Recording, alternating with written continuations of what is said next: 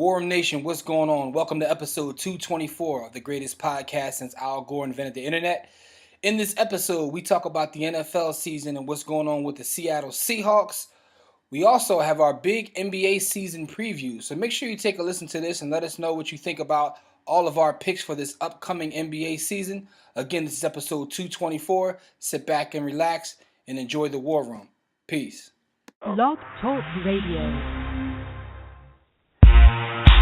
Welcome to the War Room. We got Dev, Kim, Jimmy, PJ, B. Austin, the Hot Block Commander. How you want it in the 1 or 2 hour show to keep the brain running with the premise to talk sports on a national level. Bold with the topic, sorta like the rebels. When it's game time, they like the Fab Five during prime time. Sports conglomerates speak their minds a little bit. For sports medicine and sports veterans and greats. The 4 for 26 or the war in Kuwait. It's the War Room with 5 nights at the round table. 5 Philly guys, diversified and educated.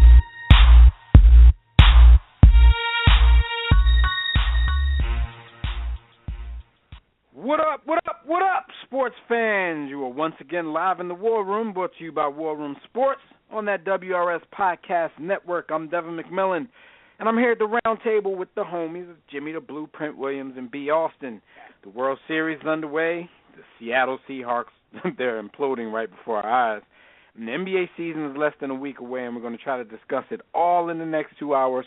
So join us right now to talk about it and a whole lot more stuff in the JW Philly Realty chat room at blogtalkradio.com/The War Room, or join us on Facebook and Twitter at War Room Sports. You can also call us directly when we open up the Digital Extreme Tech hotline in about 25 minutes. That number is 323-410-0012. But before we get started, you know the routine. We got to remind you guys about the great shows on the War Room Sports Podcast Network. You can get there from our main site at warroomsports.com, or you can get there directly at WRSPN.com. You'll find shows such as The War Room with me, Jimmy the Blueprint, B. Austin, sometimes a Kill and PJ. Word. You got the Broad Street Line with Roy Burton and Chris Domingo, Philly sports and national sports at its very best, the future of sports talk.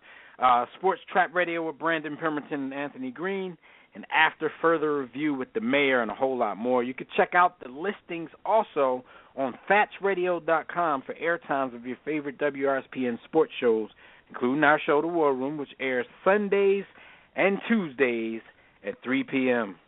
What up, fellas? What's the word? Man, I'm just excited to do our show. You know what I'm saying? You know, sometimes you get busy during the course of the week, man, but we know that every Thursday, you know what I mean, we get to come and chop it up, so I'm excited about, you know, getting into the show. No doubt.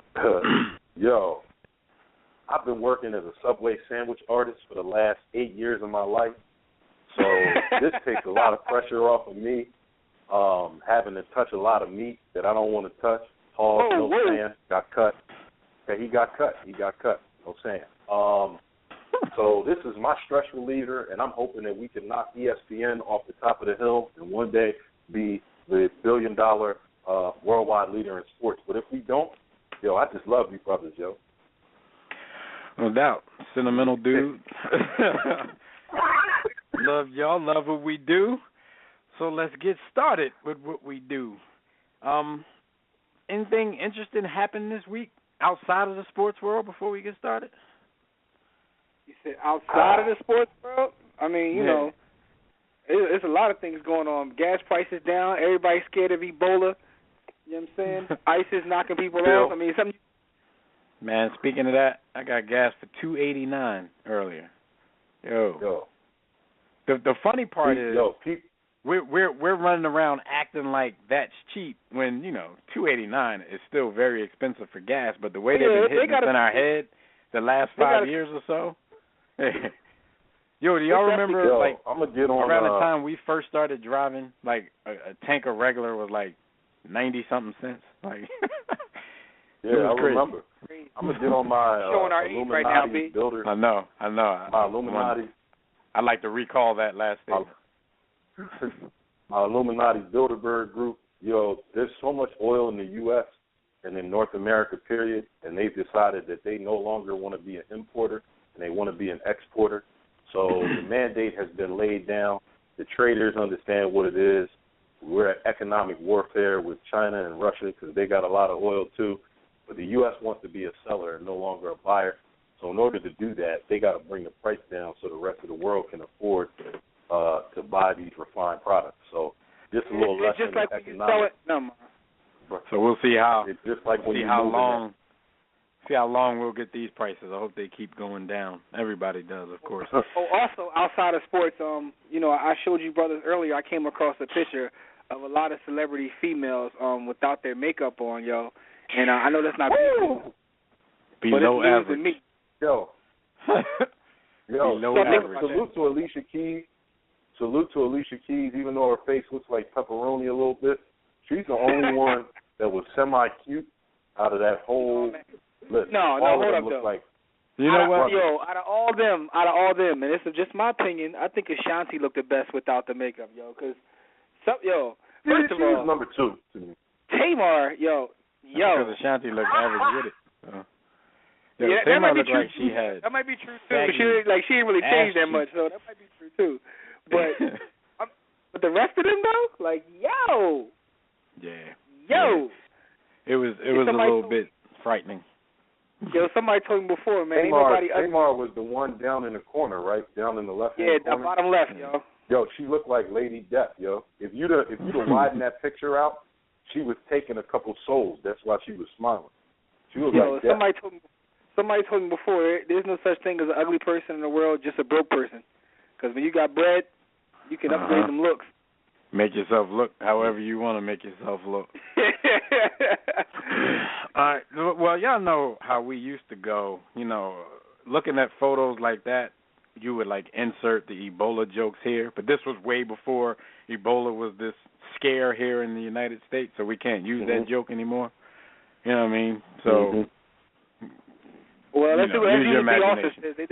They look like they got jaundice. Use your imagination. Jaundice. All right, well, that's what's going on in our world outside of sports. Let's talk about what happened quick. Huh? Should we put that on our page and make it a versus? Like, all these chicks versus who looks the best? It's close enough rank to Halloween. Who looks the best to the worst. We're gonna do that. So y'all look out for that. It's close on our enough to Facebook Halloween. page in our versus section.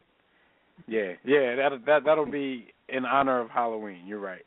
So we're gonna do that. I said, that's what's happening outside of the world of sports, and we're gonna talk about what's happening inside the world of sports right now. While you guys are on the grind, while you're on the grind, as usual, it's brought to you by DirecTV. If you guys like a better TV experience than cable has to offer, including that NFL Sunday ticket, it's Week 8. You still got a tiny bit more than half a season, to go. I'm pretty sure the prices are a little lower for the Sunday ticket for the second half of the season. As a matter of fact, if you are a first-time customer, they give you that free anyway. So you better go get that. Just go to our website, warroomsports.com, click on the DirecTV logo, order yourself a better TV experience at a discounted War Room Sports sign-up rate. If you call yourself a sports fan, you got to get DirecTV. Oscar Pistorius back in the news because he was finally sentenced. The Blade Runner is what they call him. He was actually sentenced to 5 years in prison for killing his then girlfriend, Miss Steenkamp. What do you guys think about that? Not only was he sentenced to 5 years, he was also banned 5 years from competition, so he won't be able to run in the next Paralympics, the next Olympics. And the capper is he could possibly get out in 10 months and serve the rest of his sentence on house arrest as well. So he might, this might be like a Nino situation. All he gets is a year. What do y'all think?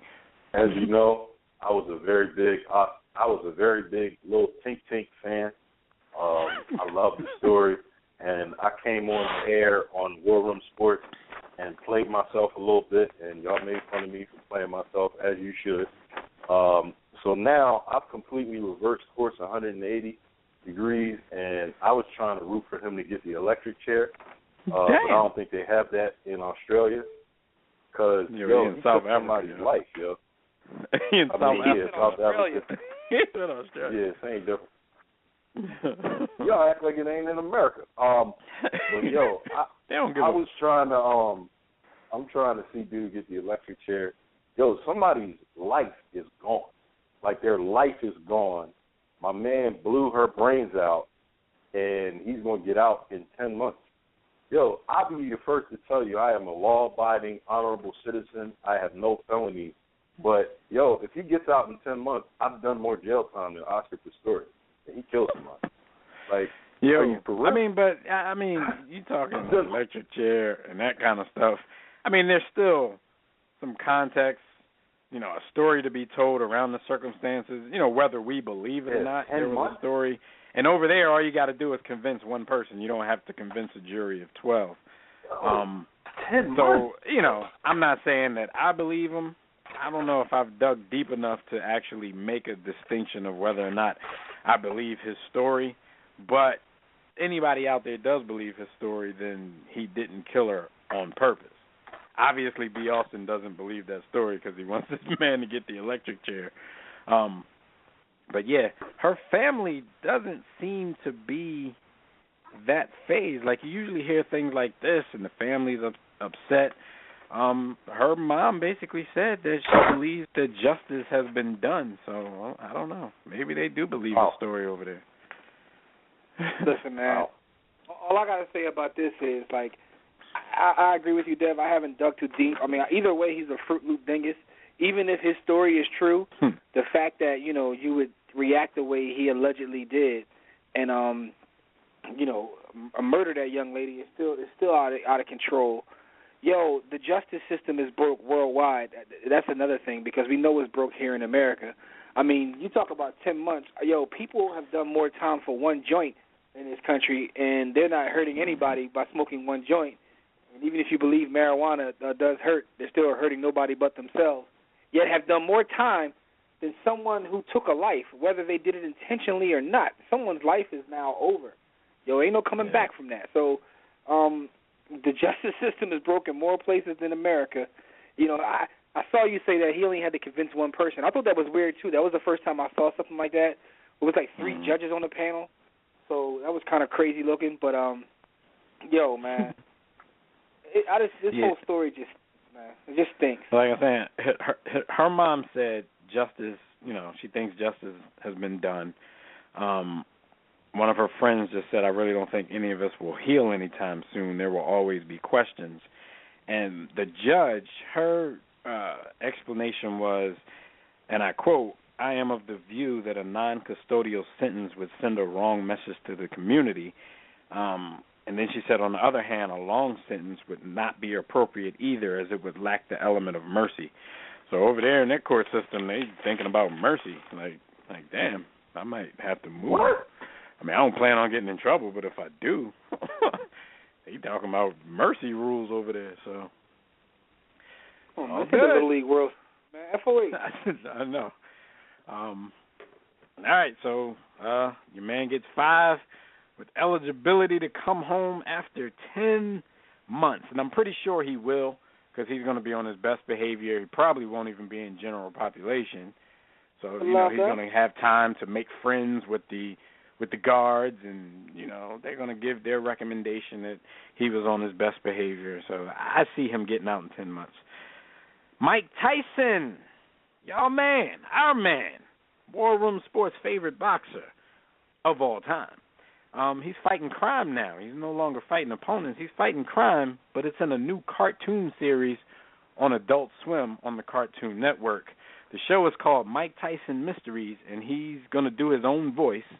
And he solves problems and mysteries sent via a carrier pigeon. It's Mike Tyson, so he had to get the pigeon element in here somewhere. So he's going to be talking to a pigeon and solving crimes. What do y'all think about Mike and his latest venture? Mike has been selling himself for the past 10 years. I need to hear from Jimmy, yo. Go ahead. I just got to say, man, like I told someone the other day, I was having a conversation on Google Plus in reference to boxing. And I said Mike Tyson may not be the greatest boxer of all time, but he's by far my favorite.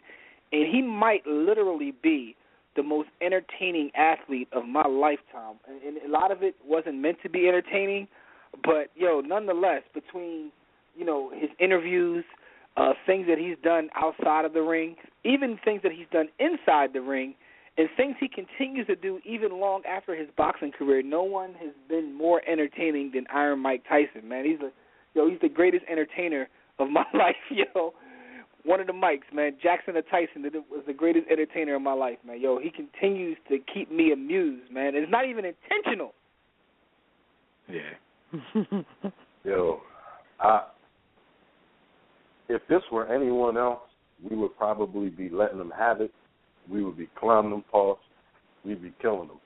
But because it's Mike, I may be a hypocrite when it comes to Mike, and I'm going to just say that the show is good. I haven't seen it, but, I support everything Mike Tyson does. And, he got a carrier pigeon, and he's fighting crime. Mike is doing, he has a name, so he's doing whatever he can to make a buck. Remember he had to get that $300 million back. He had the little reality show with the little reality competition show with the pigeons. Yeah, the one-man show that he was going on tour with. He did the movie / documentary about himself. Now he's doing cartoons. It's hard to believe that he's the same dude that used to walk around saying stuff like this. I won't talk nice to you and talk about fornicating with you and letting you suck my dick, because if I was eloquent with you, you would still look at me as a scumbag. So now he's just a scumbag with a cartoon series. So shout out to Mike Tyson for letting the system work for you. Y'all man Joseph Randle. We talked about him last week, the backup running back for the Dallas Cowboys, who was caught stealing underwear and cologne. Well, crime pays in this situation. Who said crime doesn't pay? Because this dude now has an endorsement with an underwear brand. It's not like, the major, it's not like Fruit of the Looms or Hanes or anything like that, but some Los Angeles-based lifestyle brand called MeUndies has hired this dude as a spokesman for their brand. And they're saying, they're going to pay him enough to defray the cost of the $30,000 fine that the Cowboys imposed on him. What do you guys think about this? Steal some draws, get a draws endorsement. As America? One of the things that's been lost in our society, and is definitely not in our culture, and I'm speaking directly to black culture, but culture in general of America, is dignity. We don't know what the definition of the word dignity is, and sometimes, amongst ourselves, we might call it pride. And then a little bit of it is pride, but from a dignity standpoint, the company that offered him the endorsement has no dignity, and he has even less dignity to take that deal, because he makes $500,000 a year. He had no dignity when he stole the underwear. He had no dignity when in the interview he said, if I'd have known this, I'd have kept running and kept going. Cue the JoJo, man. Yeah. For him, the company, all of those.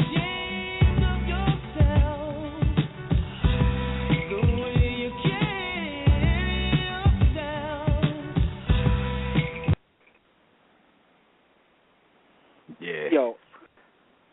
I looked at it a little different, what I started to think was, he had this deal already, and they put him up to stealing the draws just to make it a story, to bring attention to their company, because this story has been all over everywhere, and I've never heard of this underwear company until then. So he took one for the team when he got caught shoplifting. It was all fabricated. I'm on my dad's and I don't believe nothing. That's not possible, because $30,000 ain't enough for me to embarrass myself stealing draws when I make $600,000 a year. I don't know, but what's he gonna do for stealing the draws? Are he gonna pay like a $25 fine?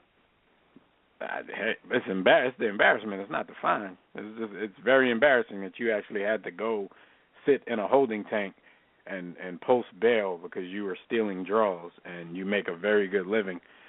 And unless he owns a part of the company. And that's my next point. He probably has. But that would go. That would speak deep into B. Austin's point, that if that is the case, then that's even a worse show of dignity, pride, that you're going to do something like that just to market something. It's crazy. Prideless society. But Jimmy, I can't go through that kind of embarrassment to make $30,000 when I already make $600. Some people don't like really, they'll do anything, man. Like they only P.T. Barnum joint. Like any sort of notoriety is good. They don't care whether it's good, bad, or ugly. Most people didn't know who Randall was until then. Shout out to Ed Casey Mack, who says that it pays to be a Cowboy. So he's cheering for Dallas now, even though Kansas City played tonight. But anyway, go ahead.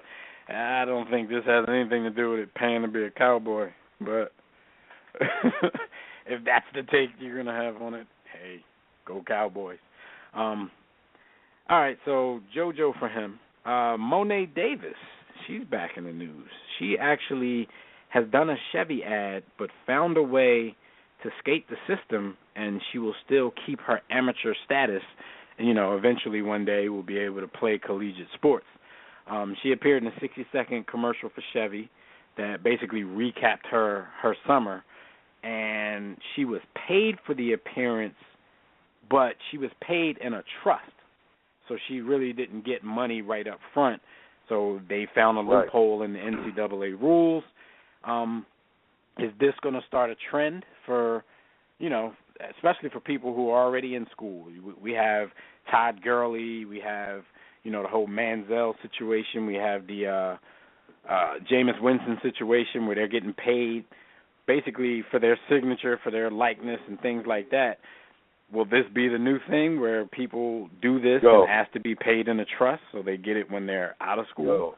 Or do you think these guys want this right now too much to do that? I love it. I love it. And the very last statement you just made, the whole right now factor of her being a kid, that to me is the biggest negative of the money. I don't mind if there's a measure of financial and fiscal responsibility in the way the compensation is structured. So to me, I'm all for this because let's say, and I'm picking an arbitrary number, let's say they paid her $500,000 to appear.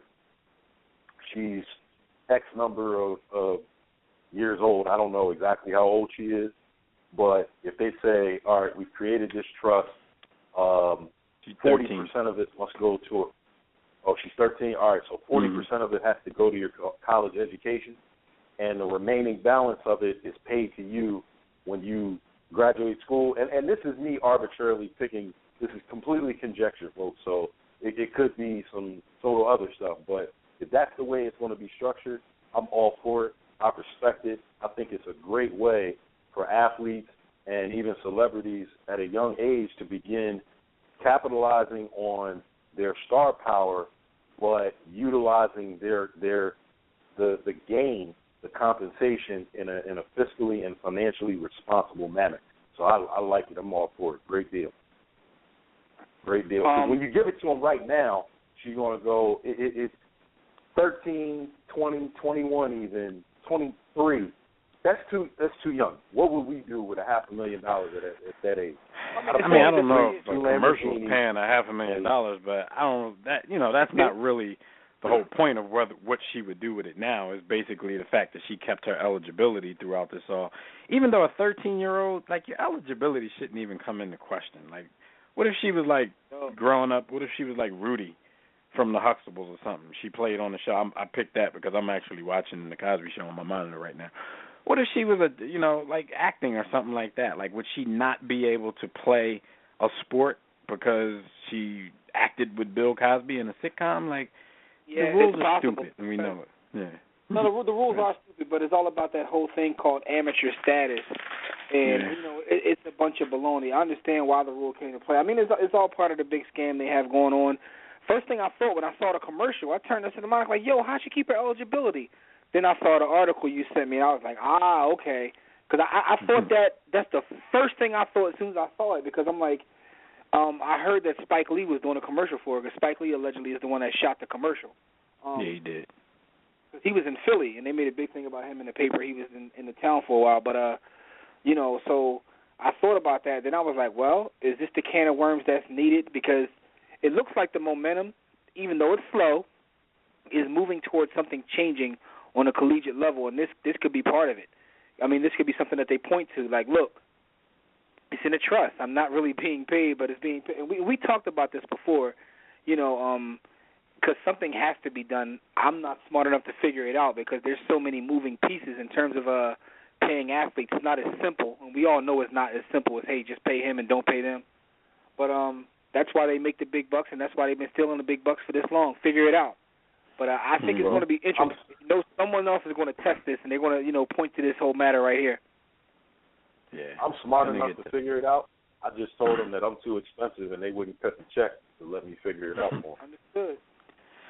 All right, well, that's what happened this week. Wow, all you good folks were on the grind trying to make your money. Jim, tell everybody who's having a birthday this week.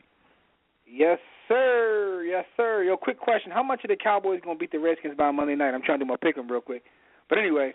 I got them winning by 10. Oh, you too? Okay. I got them winning by 10. 27-17.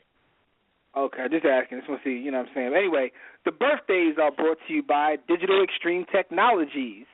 Do you or your business need a custom website? Well, for dynamic, professional, and most of all, affordable custom website solutions, you need Digital Extreme Technologies. No need to break the bank for an effective online presence, top-quality, results-driven websites at an incredibly affordable price. And financing options are available if you just want to put something on it.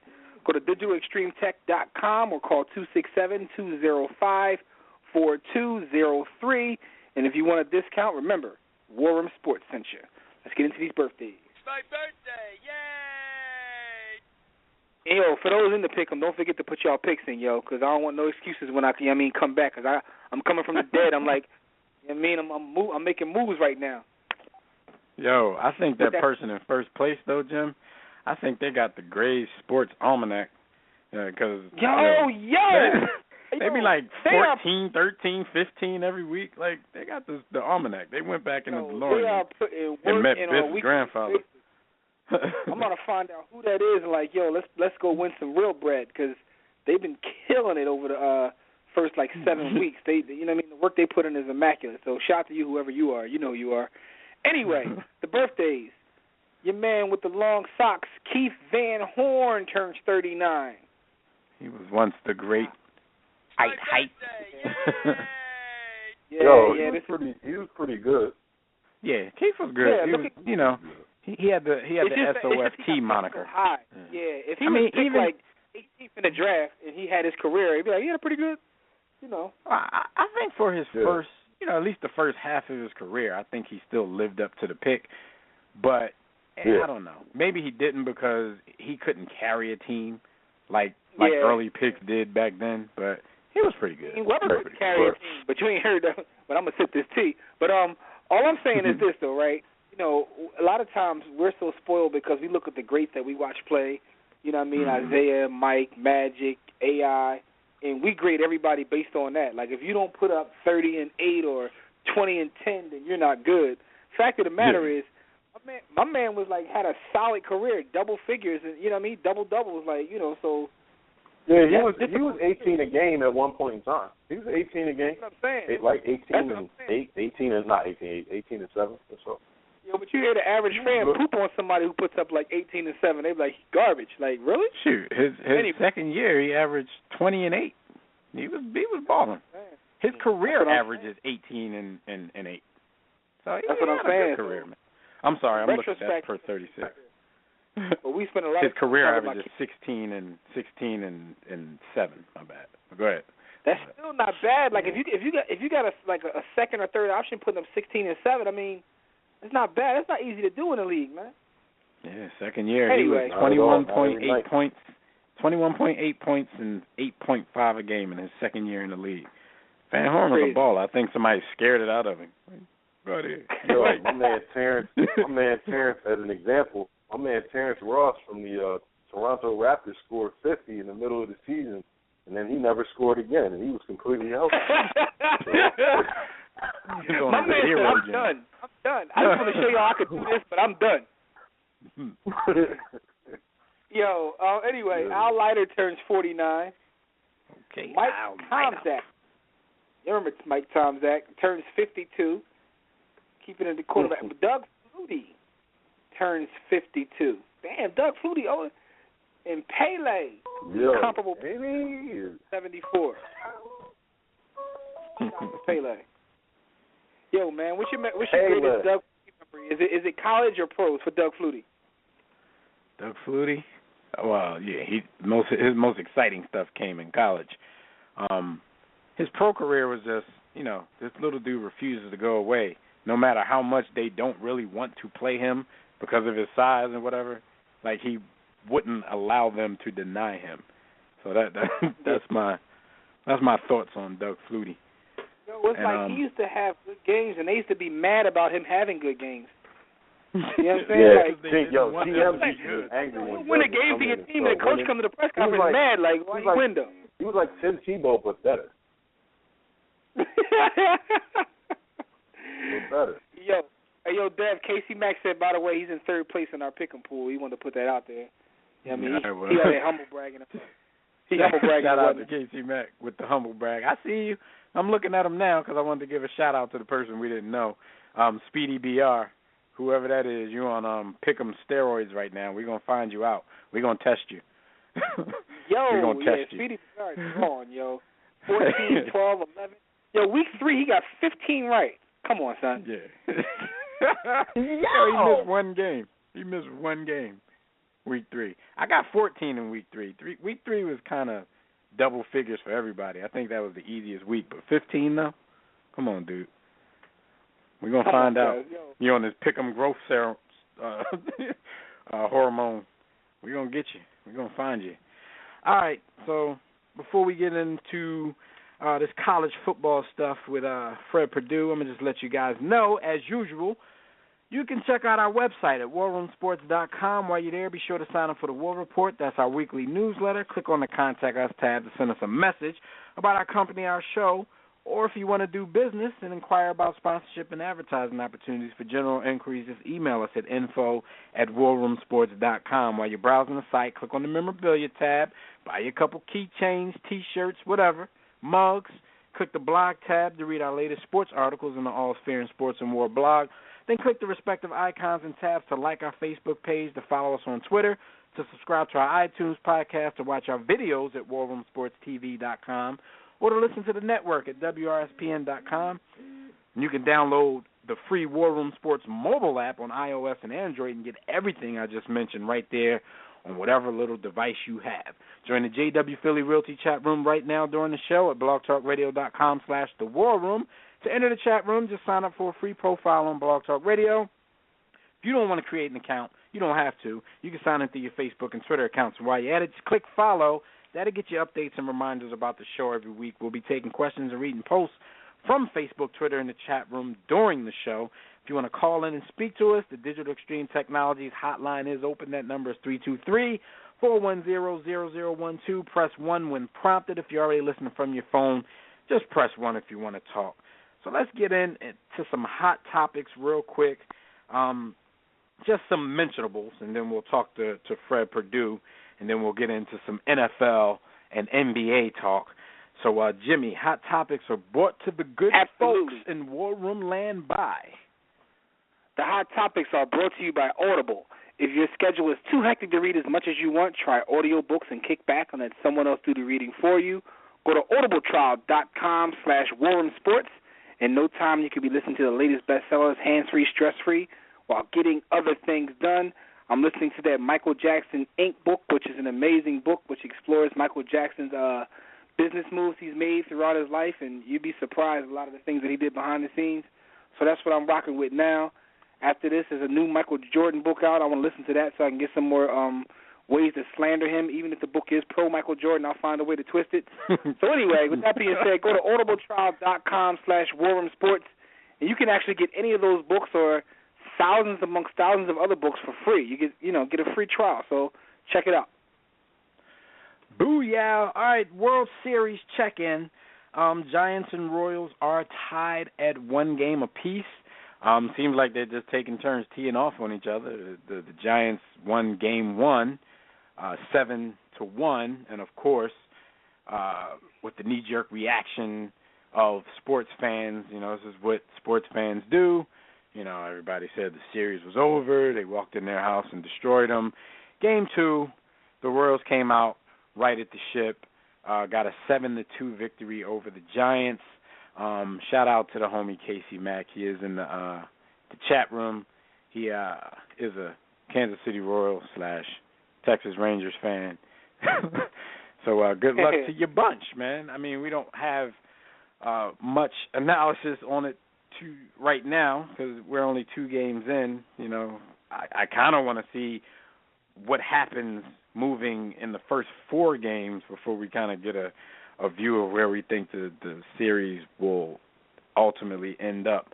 You have any thoughts on it, Jim? The back and forth ass whooping? I thought it was rather exciting. Both games were like hyped. The atmosphere and the energy of the World Series is amazing. What's his name? Yordano Ventura. I can't say that I was rooting for him after seeing him dress up in the bunny outfit and make some of the most Boschian poses I've ever seen in my life. So can't say I was rooting for him, but I'm glad that it's 1-1. Like I said, I have really no rooting interest. I want to see it go 7 games and be an amazing series because I want to see what happens when there's a lot of pressure. Games is nothing like a Game 7 in any sport. So because I don't have a rooting interest, I always root for Game 7 just to see the pressure. Right. I think the Royals particularly played very good defense last night. I mean, that's easy to say when it's a 7-2 score, but there was a few plays made that could have gone either way out there in the field, and they made the plays to prevent anything big from happening. Kudos to the series so far. I hope it does go 7, just like you said. But let me give you guys the stat of the week. This is a new thing we've been doing. This is our 3rd week. We just look for the most not ludicrous, but just surprising stats. Impressive stats, amazing stats. Stat of the week.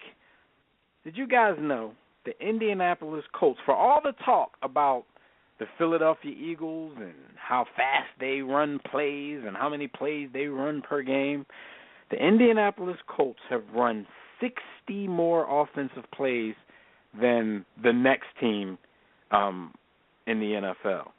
That's 60 more plays. I mean, that your antennas go up, especially if you play fantasy football, because you're like, man, I'm trying to get some dudes on their offense because they're running like 15 more plays per game than most teams out there.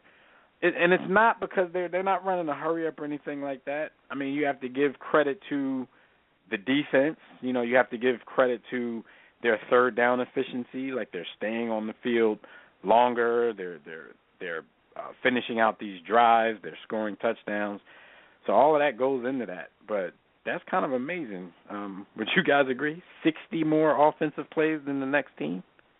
Yeah, it definitely is. Because it's crazy. It's 2 things.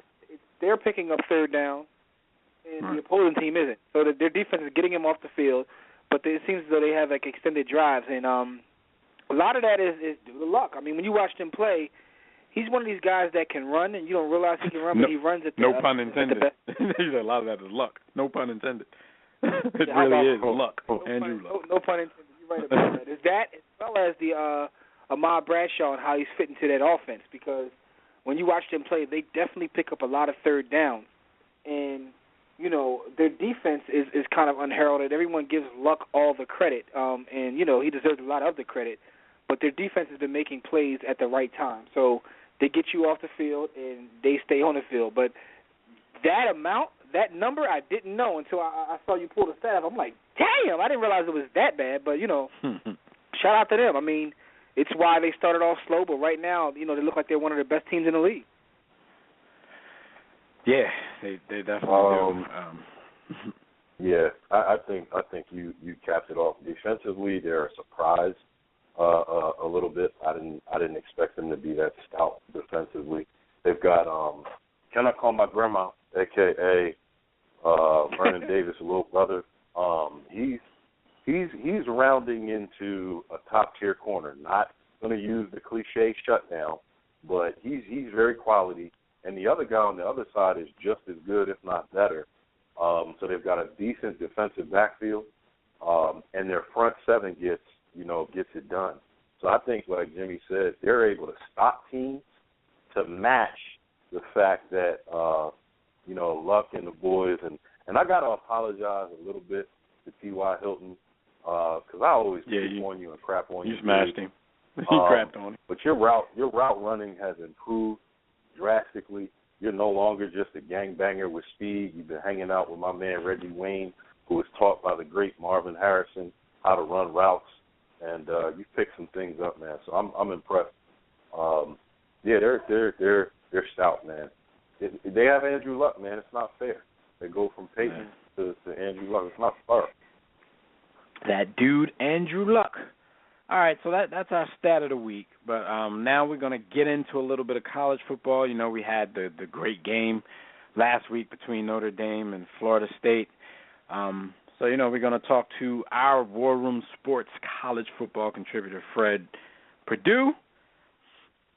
So all you college football heads, this is your time to shine. So, Blog Talk Radio. All right, with us on the line, like every week, is our War Room Sports college football contributor, Fred Perdue. What's going on, Fred? How y'all doing tonight? Pretty good, man, pretty good. Look, man, let's get right into this because I know you got some games of the week to do, but I gotta ask you a question before we even get into that. Last weekend, we saw a game that actually lived up to its billing, Notre Dame versus Florida State. I just have to get your opinion on the controversial play of the game. Was that the correct call by the officials to end that game, or was it not? What do you think? As an offensive guy, as much as I really didn't want to see, I wanted to see more of that game. But yeah, it was the right call. It really was. The first time it was an incorrect call in the beginning. It should have been a penalty as well. Right. If the wideout had actually, if he would have just ran into him without extending his arms, it would have been a clean play. But because he went out to literally block him, you end up with a penalty. So Brian Kelly, he said something interesting to me that was kind of interesting to me as. The refs blew the call, Florida State got rewarded. But I think for me, that was a bit of a setup for later. If Notre Dame runs the table, Florida State runs the table. Right. We all, in our minds, everyone thinks Florida State screwed Notre Dame. So it sets it up for later. He's doing what he's supposed to do. He can't throw his players under the bus. He can't really say anything bad about the refs, really. So he just kind of put it in our minds for just a little bit later. He knows exactly, because I've been hearing people all week still saying that Notre Dame got screwed, but you can't look at that play in your right mind and think that wasn't a legitimate call. Like you said, he just blocked right off of the line of scrimmage. Now, like, had he done a stellar job of maybe even turning around to act like he was running a route, even if you were going to push him, even if you're going to extend your arms, you can at least turn around, act like you're running a route, and he's just in the way of your route. You do something. But, yeah, he just looked like, the ball was snapped and he went out there to block. So I just wanted to get your opinion of that before we got into the games of the week. And with the games of the week, let's start with those folks from down there in your area. The U at Virginia Tech. What's your thoughts on this game? A classic rivalry game extending way back into the Big East days. This game, Virginia Tech has not really looked like Virginia Tech. At some point, do we pull the plug on Frank Beamer and just say, let's start over, hand the keys to his son or Bud Foster or someone? Virginia Tech just doesn't look like Virginia Tech. They're known for special teams and defense. Well, they're not really playing special teams or defense. So with this game, I don't really have a clear-cut winner. This is more of a toss-up because Miami can't stop anyone, and they try to give people games. They have an identity, which is running the football, play action down the field, old-school football. But they want so badly for this freshman phenom quarterback, Brad Kaaya, to be so great at throwing the football that they don't do my number one rule about any offensive football, KSS. I can't really say it, but you know what I mean. Keep simple. They don't keep it simple. Miami, for how bad they've been defensively and how up and down they've been, they still, if they run the table and with a little help from maybe a loss here and there from some teams that shouldn't, from some teams like Georgia Tech, Virginia Tech down the road, they have a chance to actually go to the ACC championship game. If they can run the table, they're going to probably lose to Florida State. Let's be honest about it. They have a chance, and it's just this division could end up with a 4. Everyone could be 4-4 at the end. It's very wide open. It's very weird. It's very bad. It kind of reminds me of the NFC South in the NFL, kind of. Definitely a classic rivalry game. I've actually been to 2 games in this series, one at the Orange Bowl some years back and one at Virginia Tech. So, I've seen some of these matchups close, right up close at hand, and they were some really, really good games. Let's go to the battle of the state of Michigan. Let's go Michigan at number 8, Michigan State. This could get really ugly. Sam Cassell, Tyrone Hill, ugly. Worse. Way worse. Way worse. Think about Sam Cassell before the dental work, if he had it. It could be very bad. It could get really bad. Michigan State's defense, again, is one of the best defenses in the country. Their quarterback, Connor Cook is just such a – he's not a great NFL prospect right now, but he can dice up a college defense. And when your defense is Michigan's defense, where they have no one, and I mean no one. They don't have just a no-name defense. Their no-name defense is so bad. Michigan is so bad on both sides of the ball. I could honestly see Michigan scoring 7 points or less in this game. Wow. All right, so Michigan State should probably roll in this one. Our last game of the week, let's go down to Tennessee, where number 4 Alabama will be visiting. Roll Tide, for all our Alabama fans out there that I know call in every week. Shout out to Tobias. Alabama and Tennessee, what's your thoughts? 59-0 last week. For all the comments about how Johnny Manziel ran around and did a lot of bad things and his bad habits on the field and off the field, I would have took Johnny Manziel any day of the week against Alabama because he could have at least given you 7 points.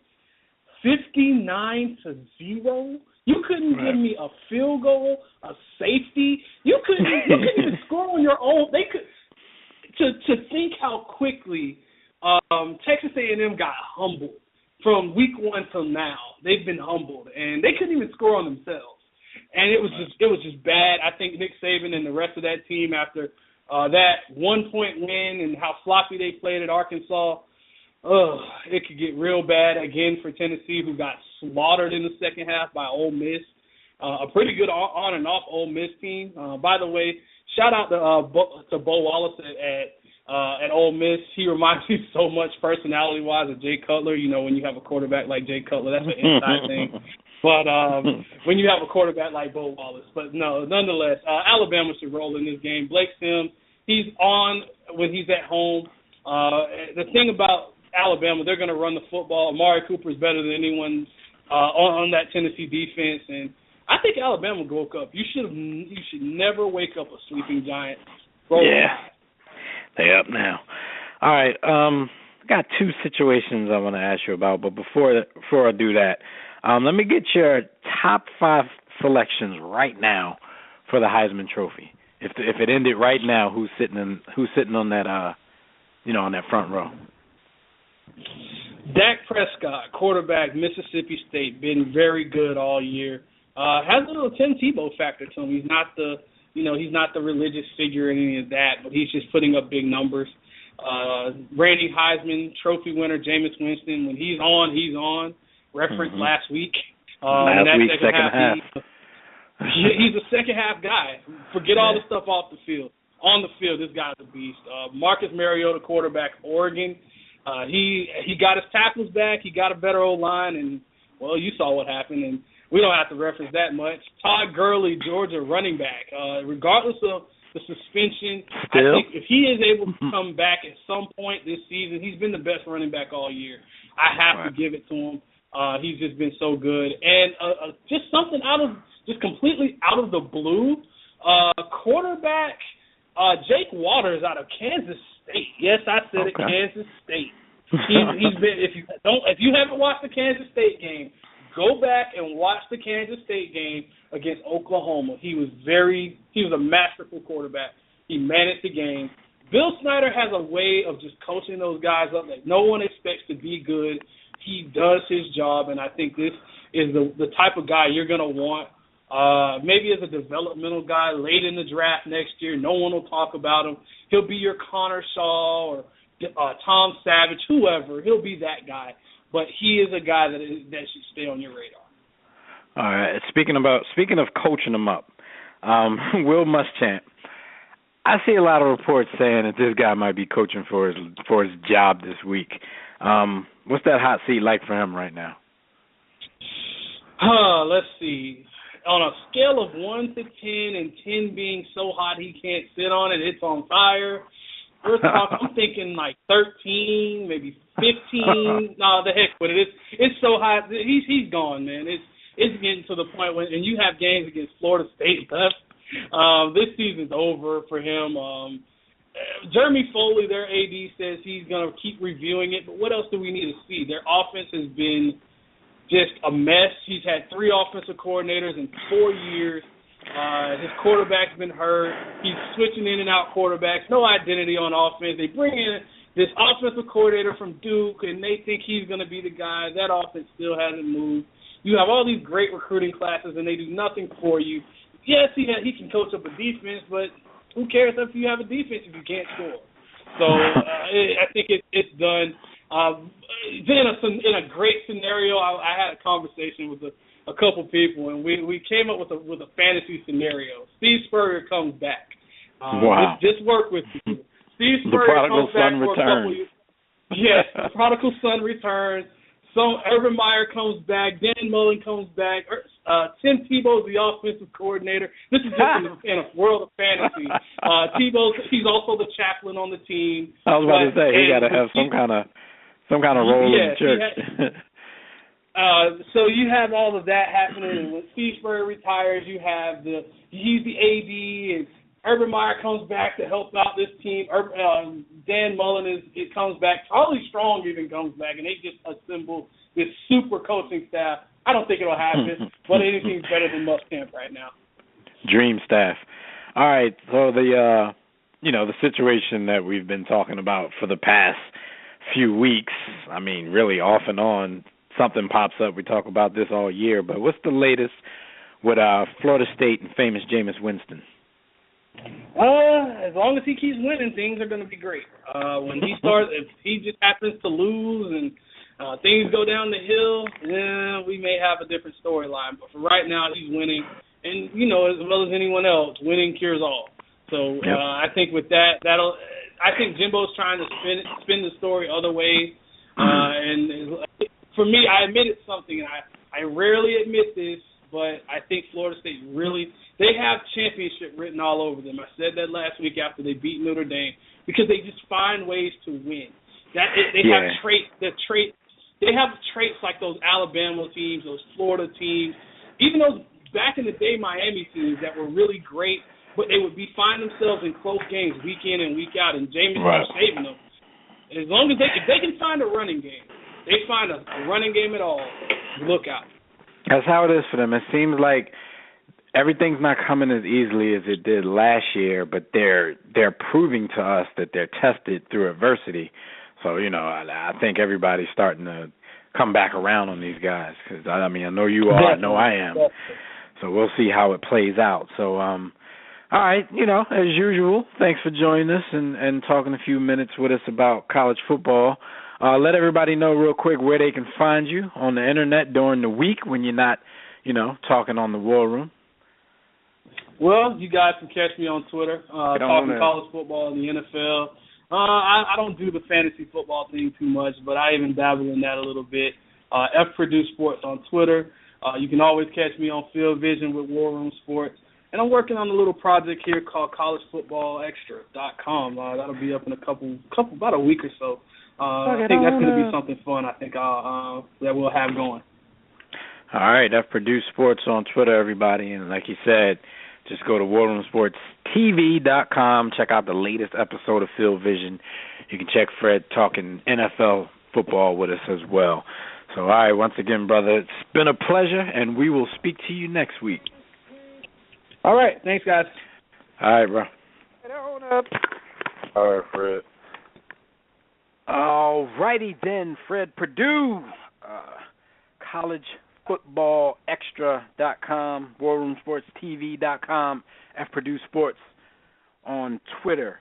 Before we get into some NFL talk, before we do that and then our NBA preview, y'all want to take some calls real quick? We got a few people on the line. Absolutely. All right, we got Rob on the line calling from out in California. Yay, Rob, what's going on, bro? Hey, Rob. What's up, man? Yo, man, it's Eagles coming to the West Coast this week, man. Yo. Oh, yeah. Yes, sir.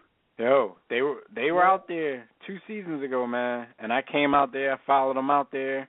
You know, went to they got an Eagle bar out in Arizona, out in Scottsdale. You know, it was like 500 Eagles fans that partied into the night. It was cool. And then the next day, we went to the stadium and got waxed.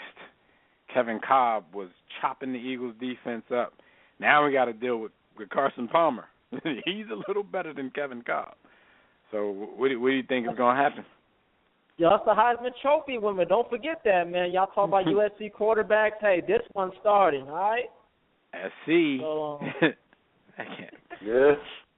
Yeah, I mean, Dad, you always been a Carson Palmer supporter. Yeah, I've been a Palmer fan. I'm hoping they can put that pressure on him like they did Eli last week, so he forced him into some interceptions because he will throw some. Yo, Eli he is who we thought he was. That's all I gotta say. No, he's not. Their offensive line is what we thought they were. Their offense is predicated on luck and luck only. But luck. Yeah, wow. You know, this week I think the defense it's gonna be another coming out party because the big team where we haven't done in the last couple of weeks is turnovers. Like we done well, but we gave turnovers away, but you know, I expect us to get more turnovers this week and more pressure and Nick Foles got to stop turning over the ball. And Eagle fans have to hold him accountable and stop dogging his kids. You said stop what? Look. What you say about his kids? They got to stop goggling his kids, man. Like, man gotta... I was like, I didn't get it at first. Like, I didn't hear that. Who's doing that? The media? No, Eagles fans. Like, when I talk about Nick Foles, it's like sacrilegious. Like, don't talk about him turning over the ball, but everybody wants to talk about Michael Vick turning over the ball. Rock 50 Ahmad, you must be talking to some Eagles fans of another hue because I talk to a lot of black Eagles fans, and I'm defending Nick Foles because they still want Mike Vick. So I don't really know. We have a different perspective on that. Listen, man. Hey, Rob. It's like this, yo. It's like people gonna defend their team like to a fault. You know what I'm saying? It depends upon who you're talking to. If you're talking to fans who just don't have the ability to be objective and they're unreasonable, they'll defend anything, yo. It doesn't matter. Like Shady can smack their mom and they'll defend it. Like that's just what it is.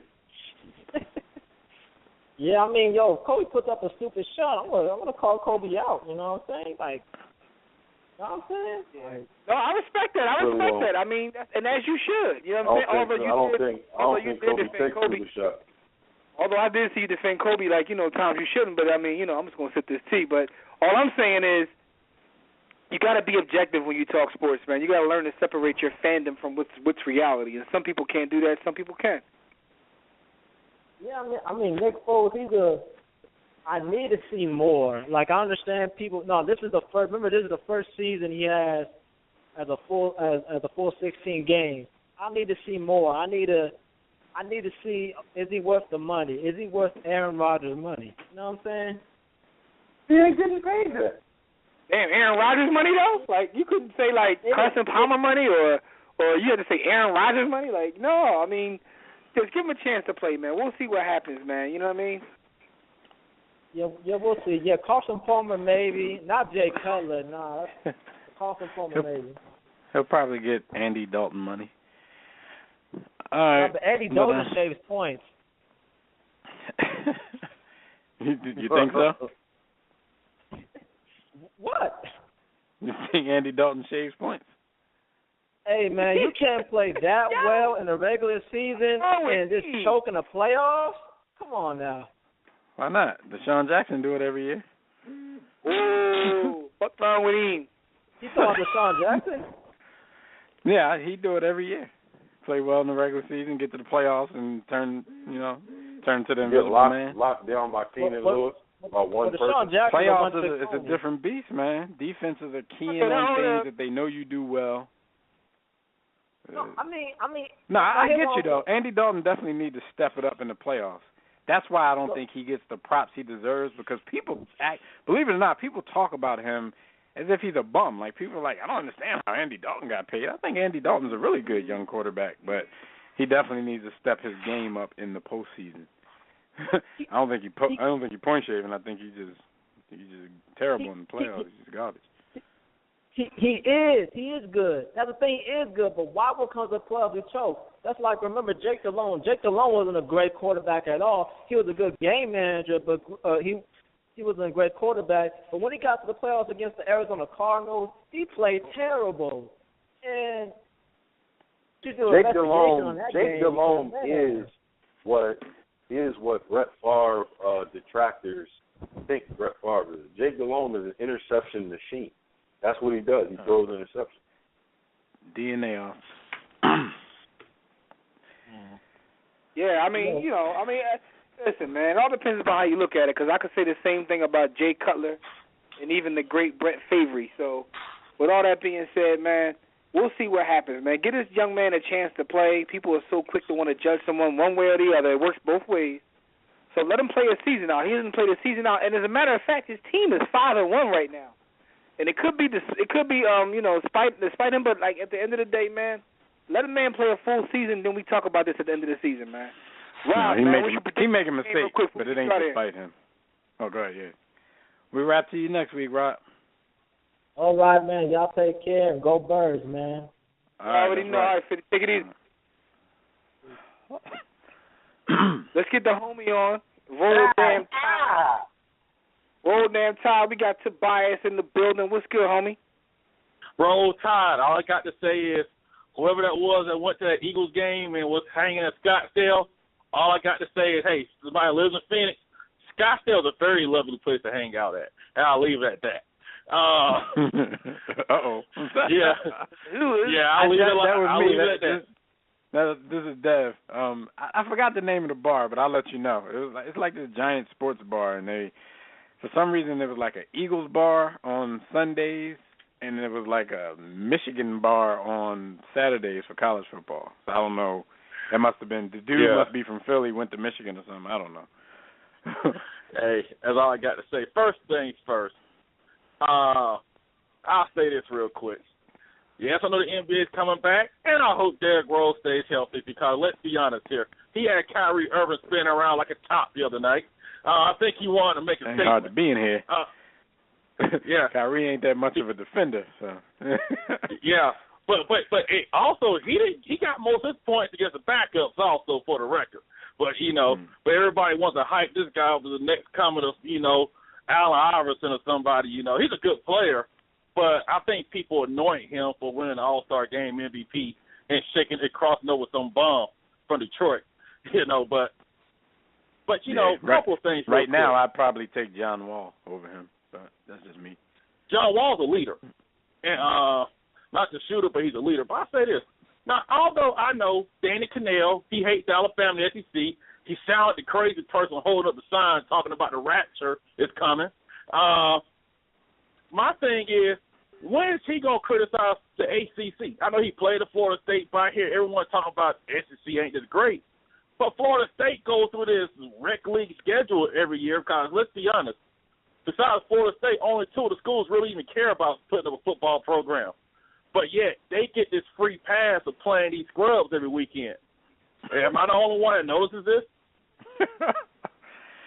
No, the committee notices. I mean, people got, they were all up in arms that Mississippi State passed Florida State in the rankings.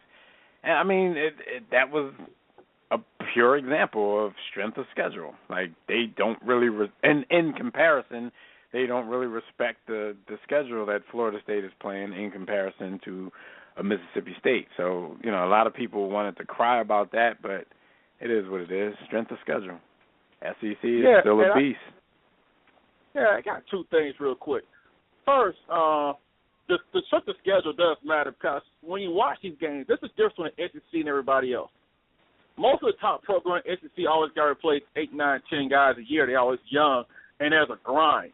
Florida State played whoever they played, like Notre Dame. Then they got Louisville, which is a good team, but they playing the Sisters of the Poor again. But I also want to say this, I don't know you guys covered this. This is for the young people out there. Don't let ignorant fools like Marshawn Lynch and Percy Harvin prevent you from being a well-spoken person and having some sense. There's a reason Russell Wilson's going to make all the money and those two goons won't make all the money. Look at like Percy Harvin. No. But my point is, I hate but see what happens is these kids who come like it ain't Russell Wilson's fault or Richard Sherman's fault. They came from a good home, and their parents pushed them to be educated. Handle yourselves with some class, dignity, got some sense. Because guess who gets paid? The ones who have some sense. Because what people don't understand, these teams are businesses, and if you got to be the face, are you the face of that business? Are you something worth representing? Because you remember when Jordan retired in like '98, and Stephon Marbury, Steve Francis, Al Iverson, the faces of the NBA. and what happened? And so sometimes you got to market yourself. But also, I'm good on those guys. But what I'm saying is that I don't want like young people out there thinking they have to act a certain way to be cool. You want to know how you be cool? Pull up, show your pockets. That's how you cool. Or show 15 years later you still making big bucks while some of those people out here still trying to be cool in the hood and not making much money. And I just want those young people to understand that you don't have to be fit into a box and that we're not a monolithic people either. No doubt. We're going to talk about that in a few minutes as well. That whole Russell Wilson isn't black enough thing. So, Tobias, definitely thanks for your call, man, and roll damn tide as usual, and we talk to you next week. Yeah, roll tide. If the Bulls score, and Joe Kim knows knees bothering him, Tibbs, you don't have to run him 45 minutes to get the Milwaukee Bucks. It's okay.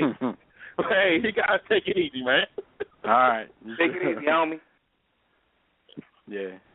Tibbs might start taking that San Antonio, that Popovich approach and just disrespecting bad teams and sitting dudes out for the night. Nothing wrong with that, man. Pop just want to chill. All right. Yeah, no doubt. Got like 5 of them in his day, so Pop know what the hell he doing. All right, everybody. Before we get into some NFL rap, you can check out our website, warroomsports.com. To call in and speak with us about any of today's topics, dial the Digital Extreme Tech hotline at numbers 323-410-0012. Press 1 when prompted. If you're already listening from your phone, just press 1 if you want to talk. You ready? Just some football? Let's do it. You already know the NFL Rap is brought to you by Stitcher Smart Radio. You can now hear our show, The War Room, on Stitcher Smart Radio. Stitcher allows you to listen to your favorite shows directly from your computer, your iPhone, Android phone, your BlackBerry or Palm phone. If you have a BlackBerry or Palm phone, you have bigger issues, and you should just go kill yourself. The latest episode is always available for you. No syncing needed, no memory or storage wasted. Downloading is easy. Click on the Stitcher logo, which is on warroomsports.com. Enter the promo code, The War Room, THEWARROOM. It will enter you into a contest to win millions and millions of money. let's talk football, gentlemen. Yeah, sir. Peyton Manning breaks Brett Favre's touchdown record. So my question to you, gentlemen, is will this record stand for years or will it be broken? What do you guys think? It's going to stand for some years. I mean, the pace of the game and the scoring in the game and the fact that they're legislating against defense and hitting, that in and of itself is going to increase the amount of touchdowns that quarterbacks throw. But what I think is going to happen is Peyton Manning is going to play for at least another 2 years, 2 seasons, health, notwithstanding. And so I think that he's going to punt this ball or this record out of reach for a little while. I would say I could see it standing for about 7 seasons once from his 7 retirement. seasons? You said 7 7? seasons from his retirement. That's not a long time, though. No, it's not. I know that the cliche, records are made to be broken. I didn't think it wasn't going to be reached, when Favre did it, only because we knew that Peyton Manning was still in the league. He's at 5'10" now, man. If he plays at least 2 more seasons and maybe puts it somewhere around 600, I can't possibly see this record being broken, at least not in our lifetime, because, I don't know, man, that's just a lot of damn touchdowns. And see, Dan, I fall on the other side. I think it can be broken. And I think it'll be possibly broken by somebody that's playing now, and it could be the guy that's playing for his old team. I'm amazed watching football on a weekly basis at how many teams get to the 1-yard line and get shotgun and throw the ball. Like, the running game is damn near obsolete in the league. Like, there's damn near no more running the ball. Like, the run is used to set up the pass, but now it's the pass is used to set up the run, but no one runs. The pass is used to set up the pass. The screen is used to set up the bomb now. Like, it's ridiculous. Like, I mean, your own Philadelphia Eagles do double reverses from the 1-yard line. Like, the running game is going, and like B. Austin said, the way they're legislating the game, quarterbacks are going to start throwing 70 a season. Like, bad quarterbacks these days throw 40 a season. Matthew Stafford's name is going to be all over the record books, and he's not even that great. I mean, he's good, but he's not that great. His name is going to be all over record books by the time he's done. And you're right, especially referencing cats like Andrew Luck, because, he's one of those rare cases you get to come in, start right away, and he's good right away. See, the only reason I think it's going to be some trouble breaking the record because you don't get, those Peyton Mannings anymore. Like, even Drew Brees came in, and he wasn't that highly touted when he got to the league. Aaron Rodgers had to sit on the bench for 3 or 4 years before he got in. A cat like Luck does have that chance, and his touchdown numbers weren't that high for his first 2 seasons. He threw 23 touchdowns apiece each season, but right now he already has 19, and we're only in week 8. So he's definitely going to break through this season, and his touchdown mark is going to go up. But everything has to fall into place. Brett Favre, Peyton Manning, until the whole neck thing, these dudes don't miss games, and that's just not realistic in the NFL. And I think that's why these 2 cats just happen to be the 2 cats on the top, because they don't miss games. So you can average a certain amount of touchdowns per game, but I just bank on, different circumstances for all of these quarterbacks coming up and coming in right now. It's going to be hard to play, 16, 17, 18 years without missing a game. Like, that's crazy. Right. So that's why I think it's going to be out of reach for a while. Well, I'm sorry, Dave. No, I'm saying that's why I think it's going to be out of reach. I reevaluated it. I think it's out of reach for a generation. I'll say 20 years. I think it will be broken in our lifetime. But just think about this: a quarterback would have to average 35 touchdowns a season for 15 seasons to get to 525. So to get to 600, if that's where Peyton is headed. Somebody said we already put it at 600. Yeah, we just put it there. Yeah. I mean, that's how much we believe in dudes. But to get it there, 35 a season right now, even today, that's a lot of touchdowns. So, you're right. I think I don't think it's a lifetime thing, but I do think maybe I'll up my 7 seasons from his retirement to 20. I'll say kind of like in line with Jimmy. Kind of line with what Jimmy was saying, how the game has changed.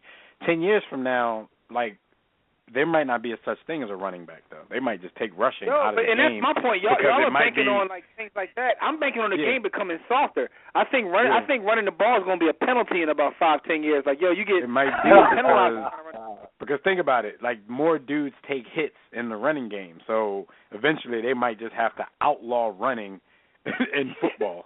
So, the running back position is like an extension of the offensive line now. You're only allowed to sit up back there to, like, catch blitzes. Like, you can't run the ball. It's going to be illegal. I'm telling y'all, this record will be broken, and it's going to be broken by somebody who's not even that great. It's going to be somebody with, like, 605 touchdowns and 590 interceptions. Could be Matthew Stafford.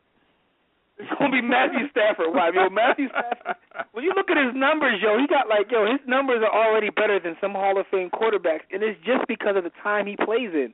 My man puts up gargantuan amounts of yardage, touchdowns, everything. Yeah, like for him, it's definitely a yardage thing. Like if the touchdown record isn't touched, he's definitely going to get close to the yardage record. I mean, Matthew Stafford in 2011 threw 41 touchdowns. I mean, of course, that was his high. He's never thrown 29 in any other season, but he threw 41. So if he can match that a couple of times, But, you got Peyton throwing 55, Brady throwing 50. You got to be Andrew Luck may have a shot at it. I just think the way I look at it is a little bit different than you guys. I just look at the game becoming softer and more Boschian, so I think that the numbers are going to go through the roof. I don't think they'll mean as much. Oh man, no. Even Brett Favre tried to take a little pot shot. Like I saw what he was doing when they asked him about Peyton Manning breaking the record. You noticed that? And he tried to blame it on the times. I definitely agree. In 5 years, you won't see Michael Sam get cut. Like in 5 years, he'll definitely be a great place on the roster. See, and Peyton's first 2 years, even though he threw more picks and touchdowns in year one, he still has the advantage on Luck. And Luck is in more of a passing league. Like Peyton has 26 each of the first 2 years. So, he's already 6 up on Andrew Luck, and then went for 33 his next year. Like Luck could land somewhere around 33 to 35, maybe more this year. So we're gonna check his pace because I think he's the guy that we're picking to try to come close to this thing. So we'll see how it goes.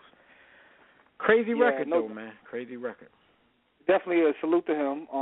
Especially for throwing it to Demarius because helped me with my fantasy game. So shout out to you. Quick question. I'll come pick this very easy, yo. What's wrong with the Seahawks, man? What's wrong with them, yo? They drawing out there. Took the elbow smash to the St. Louis Rams, so that's 2 weeks in a row. They took a home loss to the Dallas Cowboys. That's surprising because it's at home. But to go into St. Louis after you just lost a home game, like if the motivation isn't there to go and just wipe this team out, I don't know where the motivation is going to come from. We talked about this on Field Vision, and everybody kind of talked about their offense and not being built, especially to be in shootouts or comeback situations. But I'm taking it to the other side of the ball, surprisingly. Like, we've had our conversations this year where they looked like the Seattle defense at moments, when it looks like they got 18 people on the field. But that defense hasn't been consistent. They lost a lot of people. Now people are starting to get injured. We've seen Richard Sherman in the last 2 weeks do what his critics say he doesn't do, and he's had to do it out of necessity. Like once the other corner went down, he had to start following the best receiver across the field and not just staying on that left side. But the defense they were damn near an all-time defense last season, so you really can't expect them to live up to that. But, they just haven't been playing great defense in the past few weeks, and it's showing up on the scoreboard because they're not carrying that team to victories like they did before. To me, it's like chemistry also, when you win a championship, it takes a lot to come back and compete at that level again, man. I mean, to run that extra mile or show up earlier. When you just won a championship, you're looked at as the world champion. It takes a lot cause that's why most teams don't repeat as champions. And they lost some players in the off season, and so the chemistry is not there. People got paid after they played like that. Cats were like, I'm out. That too. People got paid. You know what I'm saying? So it's a lot going on there. The good thing is, I mean, for that team is they haven't played completely terrible, so they're still in the middle of it in their division. Right. Arizona's total not really yards. They're still the 8th ranked defense as far as total yards are concerned, but what they're doing that they haven't, they're giving up over 23 points a game. That's not Seattle-like, so they're like middle of the pack with that. A lot of it is in the running game. It's like sometimes we see them play at their best is when they're playing teams that, pass the ball a lot. But when they play teams that line up and run the ball, even though like we just talked about, that's going out of style, they get shredded a little bit. I mean, that's the disadvantage of like my Broncos, like because they match up so well against us. But, when the Cowboys came in there and wanted to run the ball down their throat, Paul, they just did it. And last week you saw them get gashed a couple times as well. I mean, so in the running game they're having difficulties, but I think a lot of it is chemistry. You see the arguing that's going on, like, off the field or what have you. And these guys have just won a championship, man. So I think it's like a storm of everything happening at one time, and it's just not working out right. I see three things. One, the front seven isn't as dominant as they were. I mean, the Legion of Boom on defense, they kind of collectively take the quarterback's shine of a defense, if you will. So the front seven dominates, but the Legion of Boom gets all the credit. Now the front seven isn't playing as dominant, and the Legion of Boom is having to take on more responsibility and cover more holes. They're doing an okay job. In fact, if you look at Richard Sherman individually, he's actually on par with every other season. He's having a great season, but collectively there's some challenges. The second thing I see is, man, they are not able to stretch the field, and teams coming in there on offense, they understand what they're trying to do, and as the fans like to say that old cliche, load the box, or 8-man in the box, or a heavy front, they truly do run against heavy fronts because they know that beast mode is the engine of that team. And when you get rid of a decoy such as Percy Harvin, you're left with Curse, receiver Curse, and Doug Baldwin-Hills, and their tight end. Teams just aren't afraid of that. They're not afraid of it. So they're coming down, and they're saying, Russell Wilson, beat us with your arm, because we're not going to allow Marshawn Lynch to get to be all about that action, boss. And the third thing is, I guess, from a leadership standpoint, I don't think there's some in that locker room that play key positions that can't really relate to Russell Wilson, apparently. From a leadership that's what the whole Percy Harvin trade. And something's going on with your team when you trade such a dynamic person in the middle of the season. And the reports that are coming out is that Percy Harvin didn't really get along with Russell Wilson. He's kind of a locker room cancer. It kind of reminds you of the T.O. Donovan McNabb situation, because I think they had to nip it in the bud because Percy Harvin was actually starting to get some support against Russell Wilson in that locker room. So we hear the reports coming out that some of the players are saying that Russell Wilson isn't black enough. And, I just question, what that has to do with football, because, the defense really took the lead, but he's the quarterback. He's the leader. He just led you guys to a Super Bowl win. Now all of a sudden he isn't black enough. And all of that stems from the fact that he is the franchise quarterback now. He gets preferential treatment. He's cool with management. He's cool with ownership. He's getting a lot of commercials and endorsements now. He's the face of the team, and he's getting paid. Granted, his contract is only like $600,000, so God forbid the man wants to get a few endorsements and supplement that income. So I have a hard time getting where these guys are coming from with this whole he's not black enough thing. Well, what does that matter? If you look at the culture of that locker room, Pete Carroll is known for taking talented cast-offs and making it work. I'm not sure if he was the one that got the Marshawn Lynch deal done or whether it was the previous coach or previous GM. No, it was Carroll. Marshawn is a very talented cast-off because, remember, he was in Buffalo and they got him up out of it. So he's kind of a cast-off. Richard Sherman is a cast-off, a fourth-round pick or fifth-round pick, former wide receiver, big mouth that told you long before it was true that he was the best in the business in the league. They have that us against the world attitude. And with the NFL being 72, well, hold on. With the NFL being 72 to 75% African American, we know that there are things within the locker room culture that emulate, I guess, black culture, if you will, because of the dominance of the ethnic makeup of the league. So now players often will look at an organization, even their own organization, and say it's us against them. And them being ownership and management doesn't necessarily represent the same team a lot of times. And Russell Wilson, as you said, being the guy that is the franchise quarterback that can kind of pass back and forth between those two worlds, he walks a delicate line.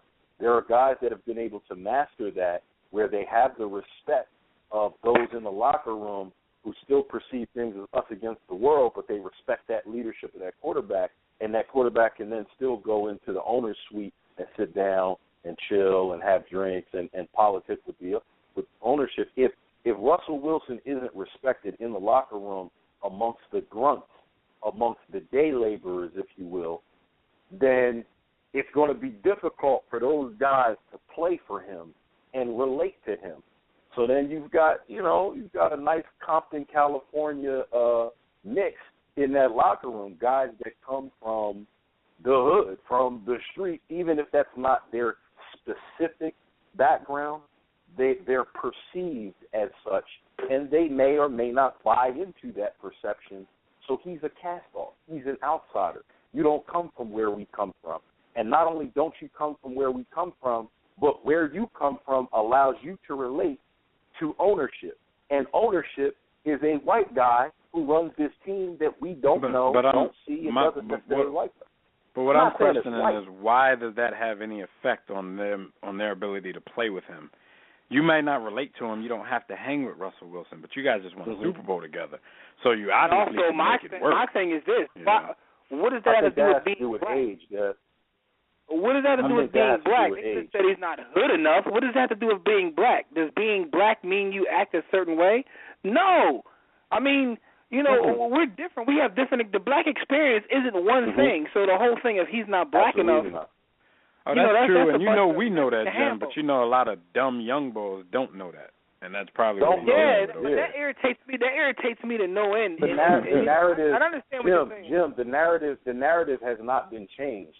You subscribe to an ideal that is a correct, perhaps from our perspective, a correct way of thinking.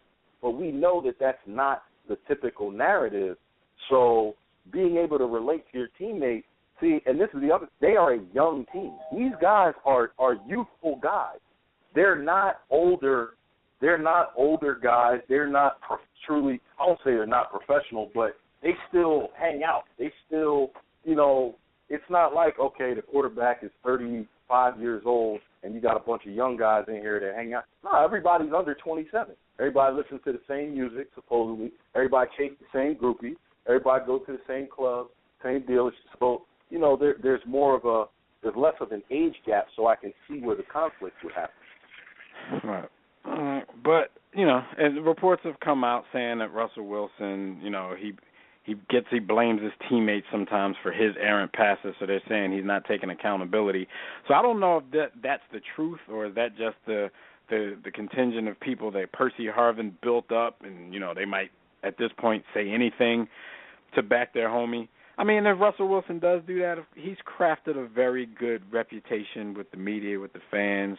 And we've seen this type of thing before. You can carefully craft your image and behind closed doors be a totally different person. But I think it's a non-issue. I think the team just needs to get themselves together and probably getting rid of the root of the problem, sorry to say, might be exactly what they needed to do. So, we'll see how it plays out. But we got to I know that. We got to get to these NBA picks too, our previews. Yeah, no doubt. Like, if you guys want to see some more of football talk as well as the weekly picks for the upcoming games, Phil's Vision is there, which you can check at warroomsportstv.com. Let's jump into some basketball talk because basketball season is kind of coming out of nowhere, but it's right upon us. So let's jump right into basketball talk there. All right, this basketball wrap is brought to you by Fanatics. For the best in your favorite team's merchandise and apparel, shop Fanatics. Shopping Fanatics is easy. Just go to our website, warroomsports.com, click on the Fanatics logo on our main page or on our sponsors page and get the latest NFL, NBA, NHL, MLB, NCAA gear, and more. You guys can go there and get you a Percy Harvin Jets jersey if you want to. But Fanatics has whatever you need. That time is back. Haven't talked to you in a minute, Curtis. All right. Real quick before we get into this, the biggest story in the last few weeks has been the injury to Kevin Durant. So we went and talked to our favorite podiatrist, Dr. Monique Roll. And because we had some questions, I don't know about you fellas, but I had never actually heard of a Jones fracture before. We heard of Liz Frank and all that kind of stuff. So we just wanted to ask the good doc what a Jones fracture was, get her take on it, and and then we'll move on from there and give everybody our picks for the season. So Dr. Monique Roll. All right, everybody, with us on the line is our favorite doctor, podiatrist, Dr. Monique Roll. What's going on, Doc? Hey, y'all. How's everybody doing? We're pretty good. Pretty good, man. Basketball season is about to begin, and the biggest news that came down the pike in the last 2 weeks was about Kevin Durant. Probably, not even arguably, he's the second best player in the NBA, and he got what's called a Jones fracture in his foot, and he's going to be out for a while. Now, we've talked to you, Doc, about Liz Frank fractures, all kinds of other things, but I've never heard of a Jones fracture. Can you briefly describe to us or let us know, explain what the heck is a Jones fracture? Yes, so a Jones fracture is a fracture of the fifth metatarsal. So if you look at your foot, it's the outer side of your foot. So there's 5 long bones, and they're called metatarsals. So the Jones fracture is named for the area, the part of the metatarsal that's fractured. So the significance of that fracture is that because of the location, the blood supply to that area usually doesn't heal without surgery. So different classification systems describe the level of fracture in a bone of the fifth metatarsal, but the Jones fracture in particular is known for its slow healing time, especially if it's not surgically repaired. Who the hell is Jones? That's what I want to know. Some guy why you get a fracture named after? I don't know. Some guy made up some classification system somewhere a long time ago. So. Okay, yeah, well, I'm going to tell y'all right now, if I get a fracture named after me, I want it to be cool, like I hit a dude in the jaw. That's the Anderson fracture. Or something to that effect. Now, my question, Dr. Sweezy, is since this is an area with typically low blood supply, and the healing process is prolonged, what is Kevin's risk for re-injury to this area since it's now been fractured? Not likely. Usually the way we fix it is just putting one screw down the shaft of the bone. So it's not a complicated procedure at all. So well, and it heals a good anywhere between 6 to 8 weeks to heal. Sometimes you can use a bone stimulator or some device to help expedite the healing. But usually they do pretty well with surgery, but he's just it's going to take time. So. Yeah. Well, that's the exact diagnosis that they've given him, 6 to 8 weeks, just what you said, and he's already had the surgery. So at this point, I guess he's going to sit back and go through the process. I mean, he's kind of calling it a win-win because it gives some of his other teammates time to get acclimated to the game without him, and then it gives him time to learn certain things off the court. So we'll see how that, how that whole thing goes with the rehab. But once again, every time we need something, especially about the foot, you always come through for us and come on and give us a couple of good minutes of hardcore knowledge. So we thank you for that. But before we get you out of here, Doc, let everybody know, how they can get in touch with you and how they can come get some treatment if they got a Jones fracture in their foot. Yes. So I'm with the group Associates. We have locations in the Northern Virginia area. If you just log on to alexandriapodiatry.org, it shows us locations and our office hours. So please come visit us if you have a foot problem. All right. Again, that's everybody. That's alexandriapodiatry.org. You can also reach the Good Doc on Twitter. All that information will be on our Facebook page, so we'll give you anything you need. If you're in the Maryland, D.C., Virginia area and you need some treatment to the foot, ankle, or lower extremities, just give us a call, and we'll give you all the information for the Good Doc. But thank you again, Doc, and we will talk to you the next time somebody breaks their foot. That's kind of mean, but all right. Thanks a lot. If you break your foot, athletes, we'll talk about you. Thanks for having me. Talk to you later. No doubt. All right, that's the Good Doc, Dr. Monique Rolle. If you're having foot problems, give her a call. She's really good at what she does. All right, man. Jim, it's the NBA season is here in less than a week. You got the Kevin Durant situation. Russell Westbrook is probably saying, you can't even get a football, yo. Yeah. Westbrook is like RELAX. I got this. All right, so let's go into our season predictions. And before we get into the team stuff, let's go ahead and give our predictions on the individual awards. So let's start with, do we all just want to, do you want to give yours or we want to just go down the categories? Man, either way, I don't even got an opinion. All right, we can go to categories. Rookie of the year. Yes, sir. And I'm for me, it was between Wiggins and Parker. I've always thought Parker, at least in college, he was the more mature player, the more NBA-ready player. But then I look at I wouldn't have picked Wiggins at all had he stayed in Cleveland. But I'm looking at his situation now. He has a situation where he can shine. He has the athleticism to be an NBA player. So I'm going to go with Andrew Wiggins as the Rookie of the Year. Okay. The number one pick gets the Rookie of the Year. Who you guys got? I'm actually going with Parker. I'm going with the other guy. It could go either way, Pauls, but that's Thaddeus Young's team.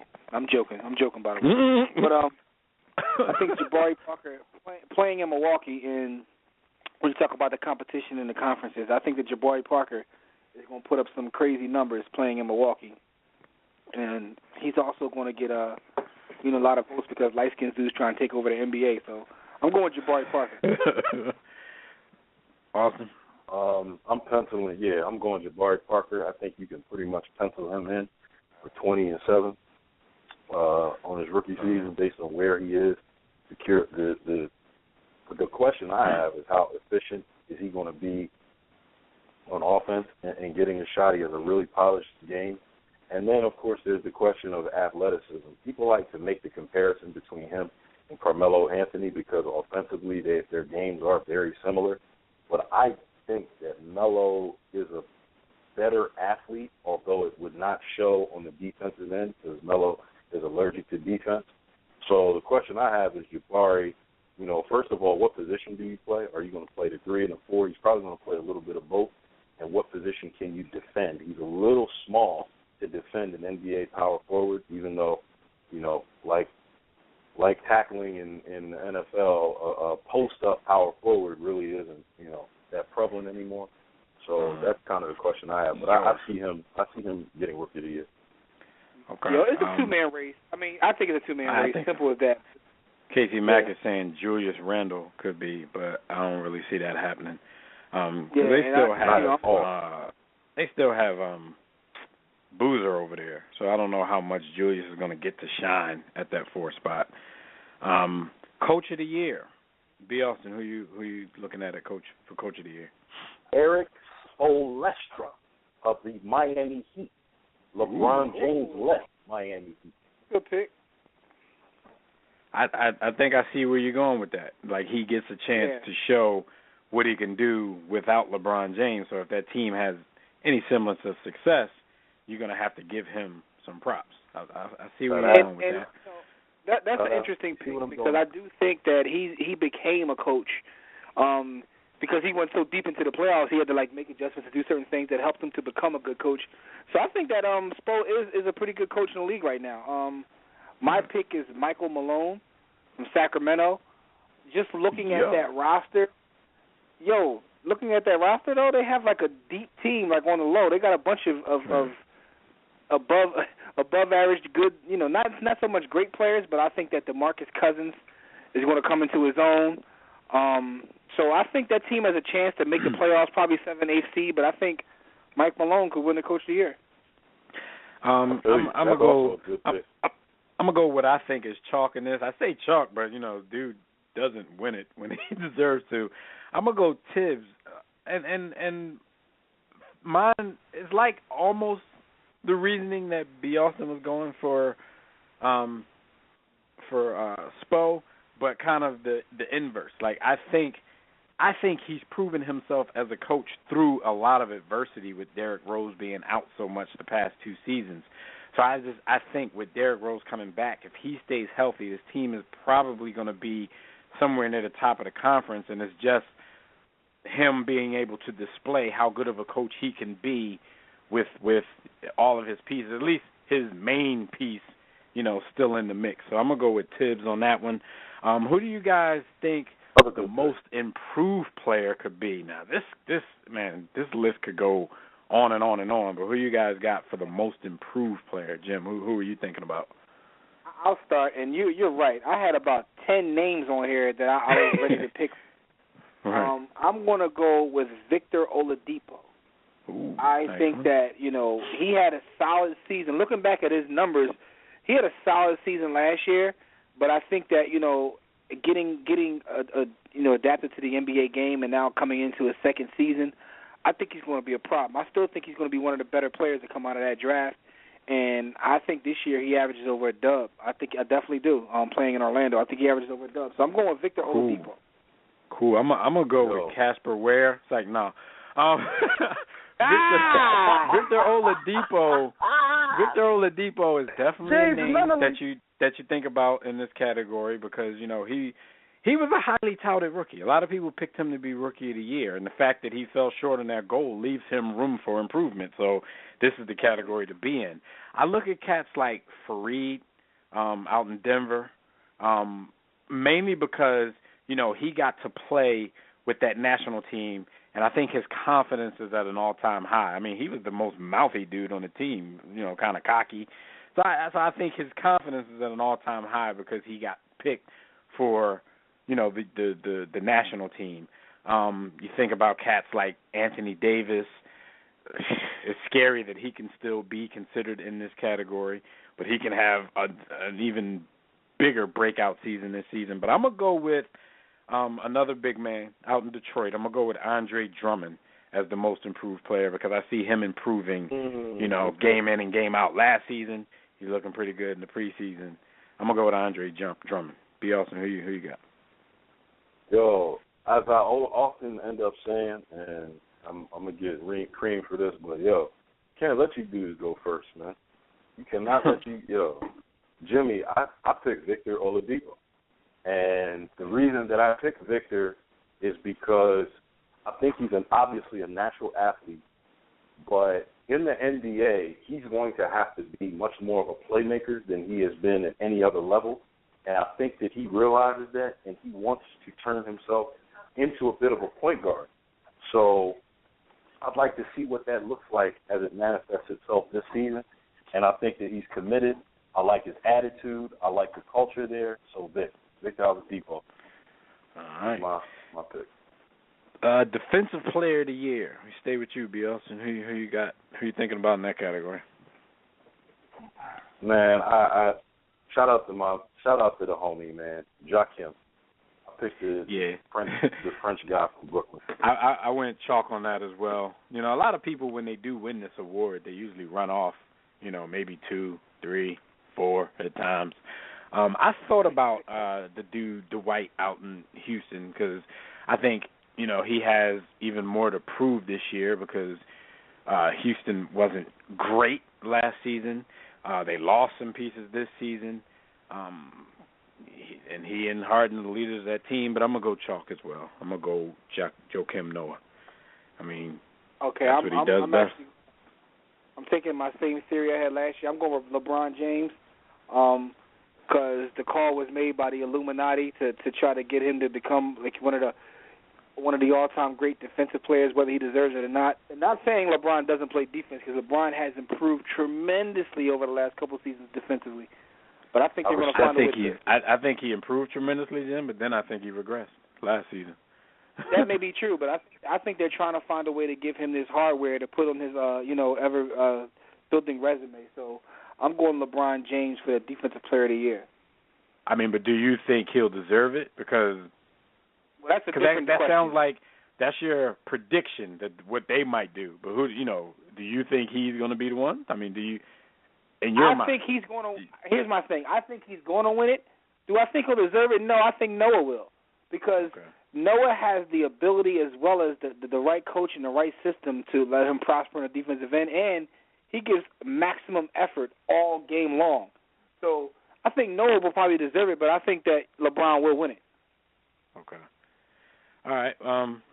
So 6-man award. Is this still dude's award? And we know the dude that we're talking about. No, I don't pick against him. He's one of my favorite players, so I'm voting Jay Crossover automatically till he retires. Yeah, I think they might as well just name this award after him. Like, this is his. Jamal Crawford Award. I'm gonna go against Jamal Crawford.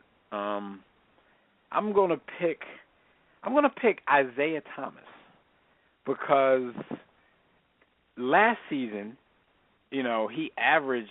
Did he average like 20 points a game last season? Something crazy like that. Almost very close, right under it. Close. It wasn't. I mean, but he was a starter then. But now he's over in Phoenix. He's going to be playing behind those guards in Phoenix. So while he probably won't average that, he can still come off the bench for maybe 16. And that's the thing. He's going to be a backup, but from what I'm hearing, his minutes won't be that different from the starting guards out there. So I just have a feeling he's going to be, the next incarnation of that instant offense off of the bench. So I'm gonna pick him. I thought about a couple people, but the reason I'm going to stick with Crawford is simply because, like the Clippers, through everything that happened last season, they've become like America's team. Not literally, but people love to talk about the Clippers and watch the Clippers. And now with the new owner, they're going to be on TV all the time. And Jamal Crawford's going to get a chance to do his thing. It's his award. You know what I'm saying? Yeah, it's his last year, my bad, Jim. Last year in Sacktown, Isaiah Thomas averaged like 20.3 and 6.3 assists as the starting point guard. Well, he started 54 games out of the 72 that he played. He is a baller. And the other night, he hit a game-winning shot. So I'm looking at the trends, and I'm kind of thinking, even if he's not the starter, he's still going to get, those minutes. He's going to get clutch minutes. So I'm going to see what he does. I see what you did there. You're trying to, get ahead of the curve. I mean, it's you like buying stock right now. You on your penny stock, y'all, right now. Exactly. Exactly. Crawford's going to get a lot of minutes. All right, so, the big award, MVP. Who y'all got? MVP. Come on, man. It's easy. LeBron. It's easy. Yeah, this is easy. It's going to be LeBron, Raymond going home. You know what I mean? The narrative is already written. The awards are they already put his name on it. Going home. Yeah, because he's going to ball out of control. He's going to ball out of control just for the hometown fans, because it's going to be like a just in case we don't win this title, I'm going to still give y'all a hell of a season. So, I can imagine the energy that's going to be in the crowd like the first game back. That's going to be ballistic. Right, and he's going to get credit for any chemistry that team develops, and they turn good. He's going to get the credit, and it's probably going to be deserved credit. He has that championship experience now. He was in a situation where he teamed up with two other superstars, and they had to get the chemistry down. So he's in that situation again, but this time, he has a leg up on how it's done. So he probably can do it a little quicker. These guys are younger than him, so he's going to be Papa Smurf over there. Easy MVP to me. Easy one. Hey, you said easy MVP. Yeah, easy. I mean, Kevin Durant's injured, so his time off is probably going to just take him. He's going to be in the race, but it's not going to be a serious threat to LeBron just because of the time that he's going to have off. So let's get into the team stuff. Let's get into our picks and predictions. Jimmy, you got your top 8 for the Eastern and Western Conference? Let's go on the Eastern Conference first. You got go your to top my 8. notes now, because I did a little homework for this, trying to figure out what I have here. We only got a few minutes, so let's make. I'll be very fast. I got Cleveland in 1, obviously. I got the Bulls 2. I have the Miami Heat coming in 3rd. Toronto 4, Wizards 5. I have the Hornets, believe it or not, at 6. 7, the Nets will still make it. The 8th is where I'm struggling at. Like, I was going to pick the Pacers, but I think that me too, though. The 8th, I'm gonna go with the Knicks strictly because of Carmelo. That's exactly what I did. Now, my order, Jim, is not. I tried to do it in the order that I think they might finish, but I'm not trying to be held to the exact order. Just the 8, and like I have Cleveland, Chicago, Washington at 3. I kind of think Miami could possibly get that 3rd seed, man. I'm not sleeping on Miami, but I got Washington at 3.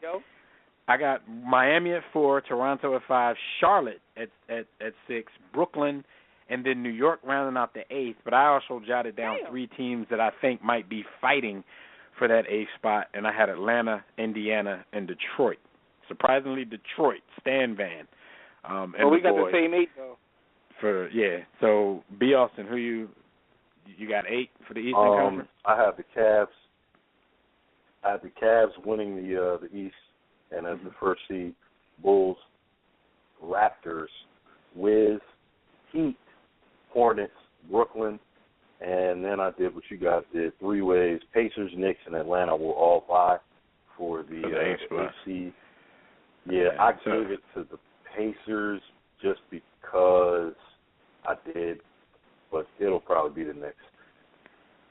Yeah. Atlanta, I got a feeling that your man, if they're doing well, I got a feeling that Paul George is going to try to play. He said maybe playoffs. Yeah. I got a feeling he's going to try to come back before that. He's already shooting. Man, I'm going with this I saw a video of him shooting Jays. I got a feeling he's going to try to play, and especially if Indiana needs that push to try to get the 8th seed, even though he might come back and mess the chemistry up. In the Western Conference, I got San Antonio.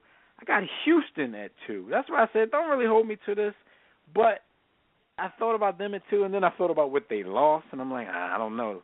Dwight and Harden would have to have monster seasons to get them in the top 2 seeds. But I go San An, Houston, Clippers, OKC down at 4 because of the time Durant will miss. Golden State, Dallas, who I think even at 6, Dallas can do some damage in these playoffs. Portland and Memphis, and then I got 3 fighting for that 8th spot with Memphis, which would be Phoenix, Denver, and my young boy team, the New Orleans Pelicans. Fly Pelicans. Jimmy, who you got in the West? We have similar teams here too, yo. Mm-hmm. I have the Spurs 1. Here's my surprise right here, yo. At 2, I have the Portland Trailblazers. Okay. Okay, the Blazers. Clippers at 3, Golden State at 4. Then I have Dallas. I have OKC. And, of course, that's only because of Durant, but they'll still make it. Right. And then, Houston, of course. But like you said, that last spot, I have Memphis, Phoenix, and my Sacramento Kings, my surprise team, are possibly making that last spot. I think the Kings may make it. I'm taking the Kings to finish in 8th. Yeah, so even if you have OKC down to like 5 or 6, once Durant comes back, they'll be good enough to challenge whoever the higher seed is in that first round of the playoffs. So I don't think they have to worry too much. You know what I mean? But I got Portland coming in, the second seed, actually challenging for the first. I'm high on Portland right now. I'm like you with my penny stocks, man. I'm high on Portland, yo. All right, hey, B. Austin, do your Western Conference, and then we'll all just do the rest, our whole thing from there after you do the West. Yeah, I'm high on the Blazers as well, Jimmy. I got the Spurs at the 1 seed. I have the Clippers at the 2 seed. I have the Blazers as 3. The Thunder, I think Russell Westbrook is going to show the world something. They're still going to hate, but he's going to show them nonetheless. The Mavericks is on 5. The Warriors at 6. The Rockets, and then it's going to be a 4-way brawl between the Grizzlies, Suns, Denver, and Pelicans. And I got the gang known as the Memphis Grizzlies, led by Tony Allen and Zach Randolph, Vince Carter. extorting. I didn't even know Vince Carter was there, man. That was so below the radar. Their way into that HC. So they're going to extort the champs. The champs, Spurs, man. The Spurs. All right. So give us your conference finals on both sides, your finals, and your champion, B. Austin, while you already in the mix. Conference finals is going to be Spurs and Mavericks in the West. Ooh. In the East, it's going to be the Cavs. It's going to be the Cavs and the Wizards. Damn. And the Cavs are going to beat the Wizards. What's wrong with Eve? And the Spurs. The Spurs are going to win a little bit tougher. It's going to be a little bit more difficult for them to get this W. Tim Duncan isn't going to do as much offensively. He's going to play defensively. And there it is. Spurs win in a repeat. Spurs in a repeat over Cleveland. Well, I'm going to go. Yeah, I'm going to go Cleveland and Chicago in the Eastern Conference Finals. I'm going to go Houston and OKC in the Western Conference Finals. I'm very tempted to pick Dallas to go there, too. I'm trying to be different in the Western Conference. I'm one of those people, I just can't believe that the Spurs are going to keep doing this, but watch they end up in the finals again. But I'm going to go Houston, OKC. So Chicago versus OKC in the finals, and I'm going to have OKC winning their first because Kevin Durant is going to get 2 months off, and he's going to be a little fresher, and Derrick Rose's knee is going to be about to break by the time this all goes down.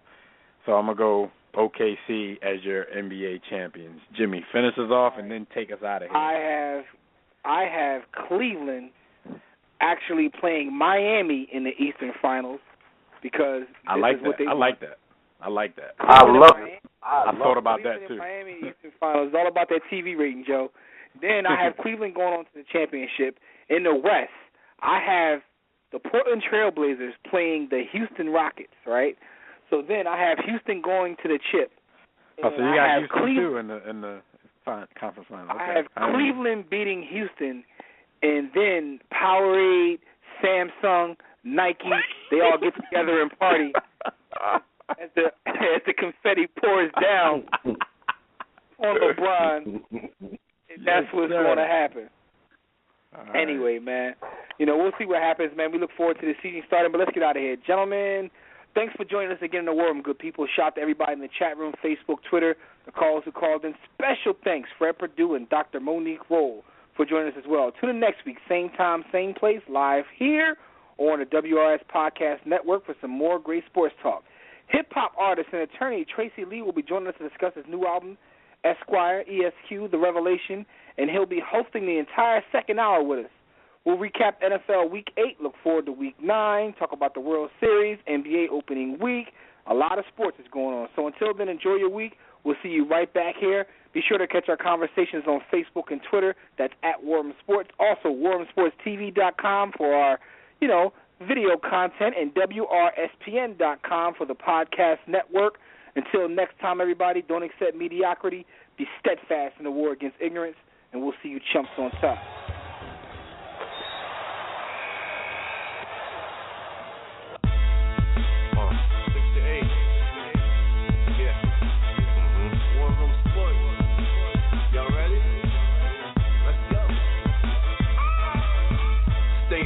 Jimmy, know the blueprint.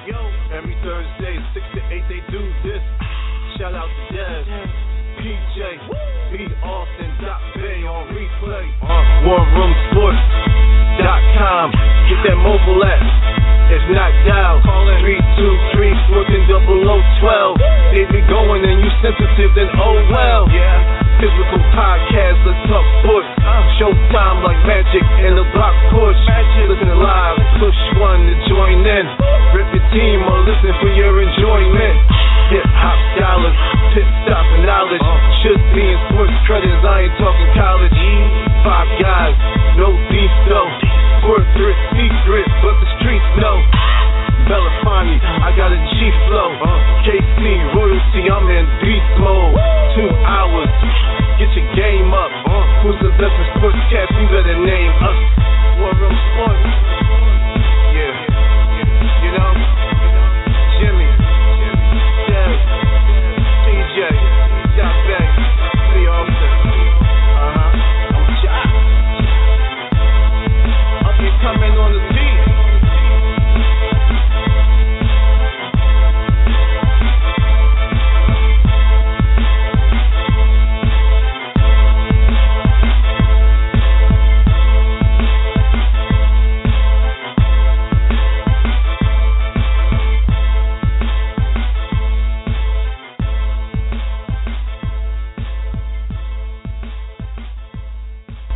War Room Sports, www.warroomsports.com.